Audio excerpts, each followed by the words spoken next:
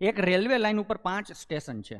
Railway અધિકારીઓ માટે જરૂરી વિવિધ મુસાફરી ટિકિટોની ન્યૂનતમ સંખ્યા કેટલી છે કે જેથી તે કોઈ પણ મુસાફરને જે જોઈએ તે ટિકિટ આપી શકે? પ્રશ્ન સમજાવું તમને. માની લો કે આ 5 સ્ટેશન છે ABCDE, બરાબર છે, અને તમે બારી ઉપર બેઠા છો. મુસાફર આવીને કહેશે કે મને A થી B ની ટિકિટ આપો. કોઈ મુસાફર આવીને કહેશે મને A થી C ની આપો. કોઈ મુસાફર એમ કહેશે મને B થી D ની આપો. મન પડે ટિકિટ, કોક એમ કહેશે મને E થી B ની ટિકિટ આપો. કોઈ પણ ટિકિટ માંગવા આવે તો તમારી પાસે ટિકિટ હજર હોવી જોઈએ. તો દરેક સ્ટેશનથી સ્ટેશનની એક ટિકિટ રાખવી પડે. તો મિનિમમ કેટલી ટિકિટ રાખવી પડે?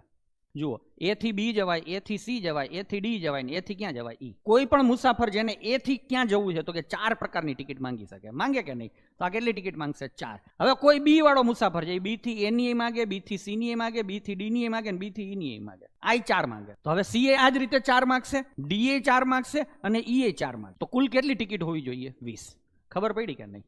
હવે આપણે એક નિયમ બનાવી લઈએ કે સ્ટેશન કેટલા હતા? 5. કદાચ માની લો કે 7 સ્ટેશન હોત તો A થી લઈને 7 સ્ટેશન હોત તો A વાળો છે બીજા કેટલા સ્ટેશનની ટિકિટ માંગે? 6 ની. એમ દરેક જણો એટલે 7 સ્ટેશનની, તો 6 સત્તા 42. તો કેટલી ટિકિટ જોઈએ? 42. તો હવે ખબર પડી ગઈ, જેટલા સ્ટેશન હોય એનો ગુણાકાર એનાથી એક આંકડો ઓછા કરવાનો.